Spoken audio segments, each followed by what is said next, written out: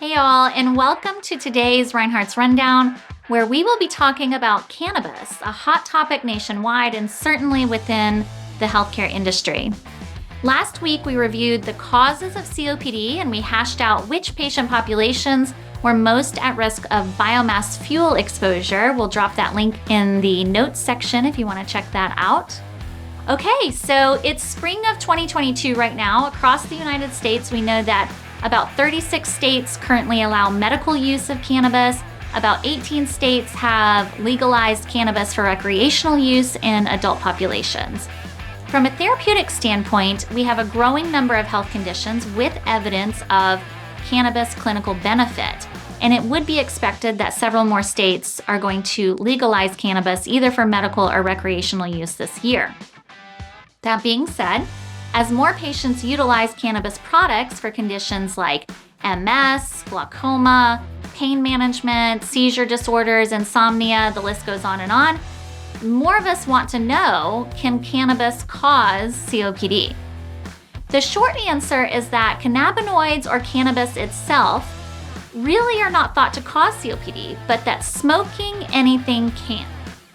There really is not strong evidence that cannabis use leads directly to COPD, but we know that inhalation of smoke, ash, heat, not ideal for the lining of the lungs. Cannabis smoke has also been shown to contain many of the same carcinogens and toxins as tobacco smoke, and so it is likely that chronic cannabis users, in particular, also heavy use of cannabis, all of those are factors that would put you at increased risk for lung disease. The evidence we do have shows that chronic users are at risk for a chronic bronchitis-like presentation with cough, sputum production, and shortness of breath. There are also reports of emphysema-like presentation with large bullae forming.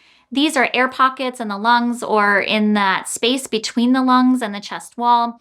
And this is really what has been commonly named as marijuana lung. And patients with marijuana lung might present as pneumothorax when those bullae rupture.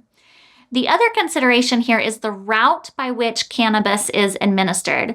Remember back in 2019, we had that outbreak of EVALI, which stands for e-cigarette or vaping use associated lung injury. Experts were able to identify that, yes, many of these patients were vaping cannabis or THC-based products, but really it was the vitamin E acetate, an oil-based additive, that was causing the vaping lung injuries, not the cannabis itself.